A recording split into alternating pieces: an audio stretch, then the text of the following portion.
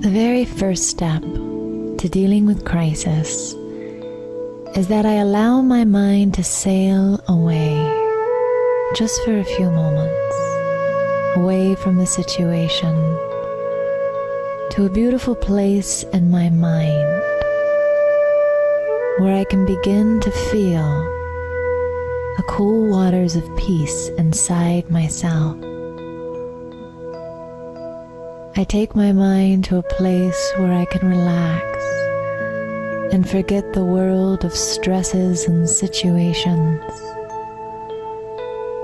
And I allow these waters of peace to calm me and to soothe me.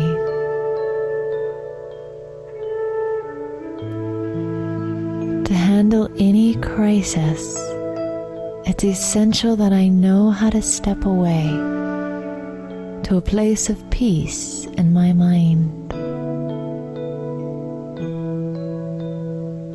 And the second step is that I rise up to get a bigger perspective.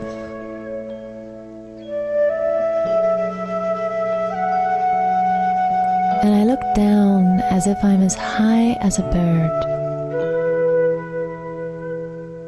seeing the situation from a higher perspective, going beyond the physical dimension. I can look down and see that not only in this situation a small speck of eternity,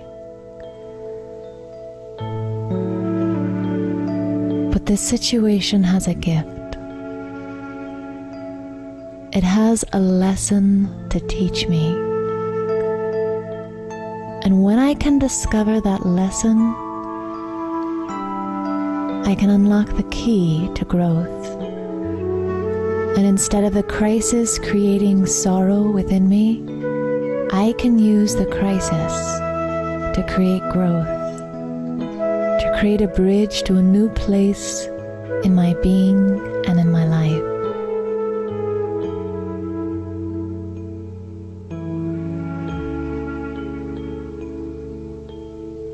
And the third step of handling crisis is that I shower my feelings of peace and good wishes on everyone involved. If it's with family or friends, I send out peace to them. I send out the pure blessing that everything will work out for the best. If it's a crisis within myself, I send myself the vibrations of peace. And I assure myself that all will be well.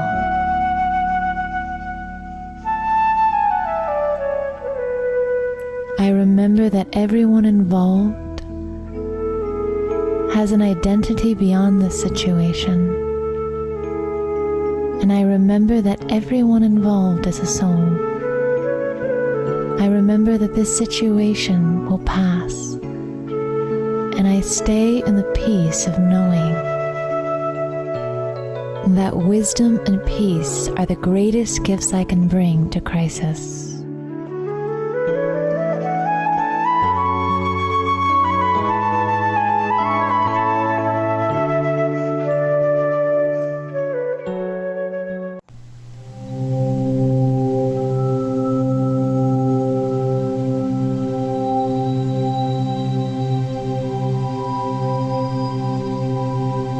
Dealing with a difficult boss can sometimes feel like swimming with sharks. The relationship can bring up giant waves of frustration, insecurity, and discomfort in my own being.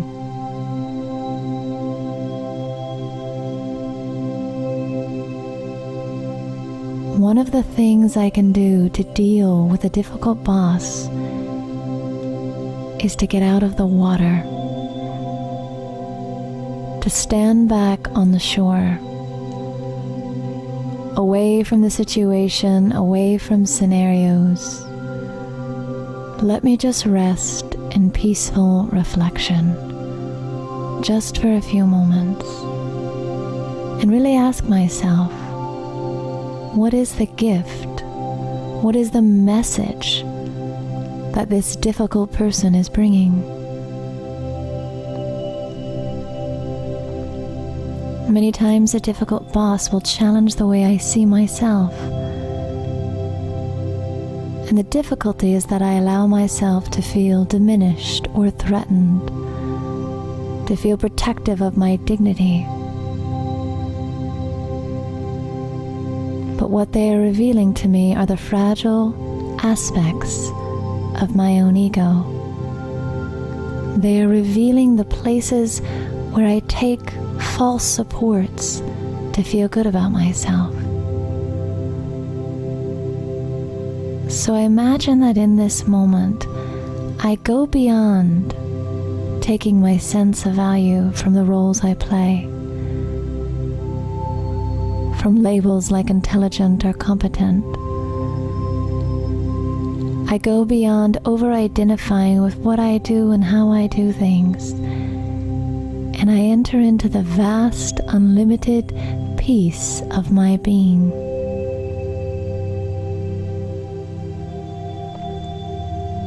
I am so much more than what I do for a living. I am eternal. I am peaceful.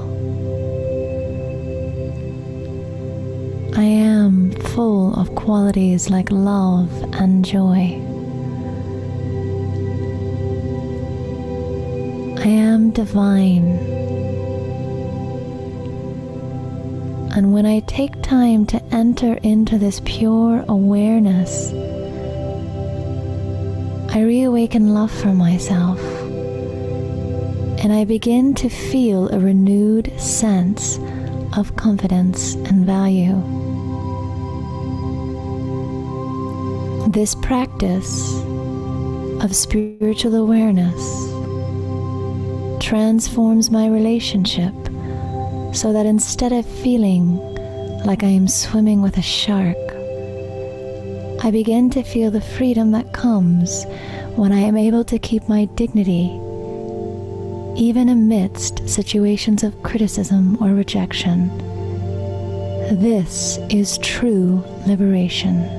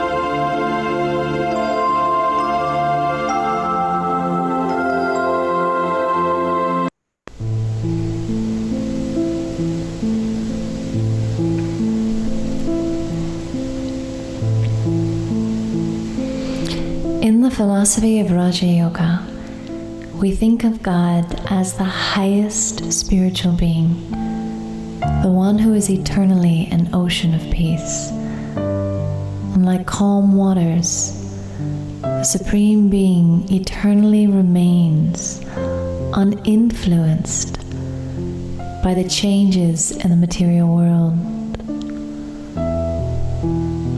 uninfluenced by the world of duality.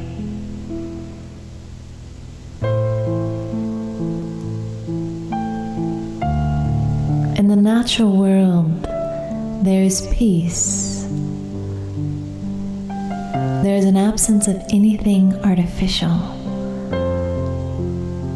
God is that being who never takes on any masks or roles, who never gets buried in anything artificial, anything that is not natural and original.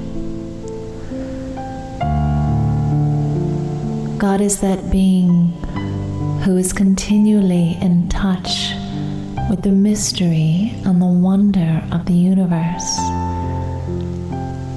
The rest of us come in and out of that mystery, and sometimes lose touch with it because we become over-engaged with the physical world.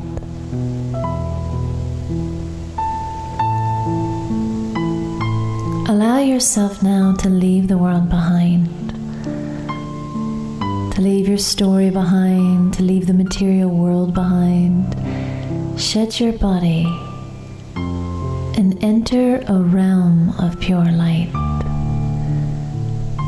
where you can experience the Supreme Being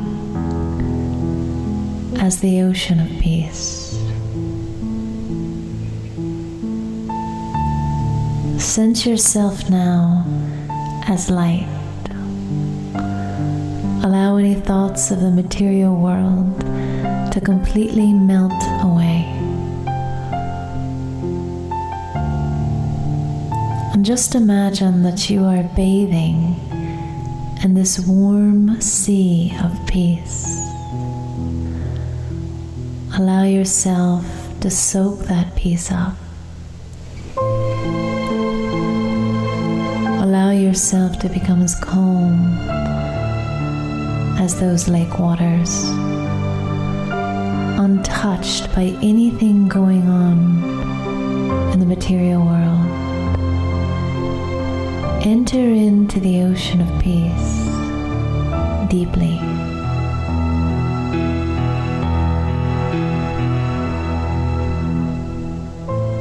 No matter what is happening externally in the world, no matter how dark things get, God remains an ocean of peace, because there is a natural understanding that all will be well, and that as long as thoughts are pure and consciousness is high, anything can be put right.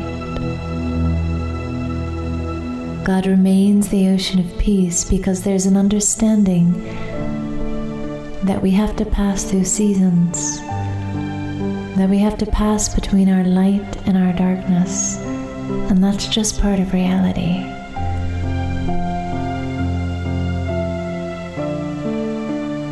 So allow yourself to hold this thought that all is well.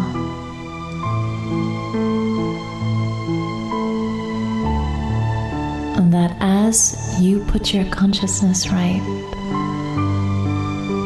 as you soak in the ocean of peace and absorb these vibrations of the Supreme Being, as you spend time remembering who you are, your external world will reorganize itself. Your external world will reharmonize. This is one of the simple secrets of the universe. And it is the simple secret that the Supreme Being never forgets. The power of pure thought, the power of elevated consciousness can put anything right. It just takes time to return to the reality of being light. So let yourself spend time with the ocean of peace and return to the world with a mind as calm as those lake waters. And return to the world with a sense of your natural self, free of the roles, the masks, the dramas, completely connected with your original, eternal beauty and wonder. As you spend time with the ocean of peace, that stillness will pour into your life, and it will move your life in amazing and beautiful directions.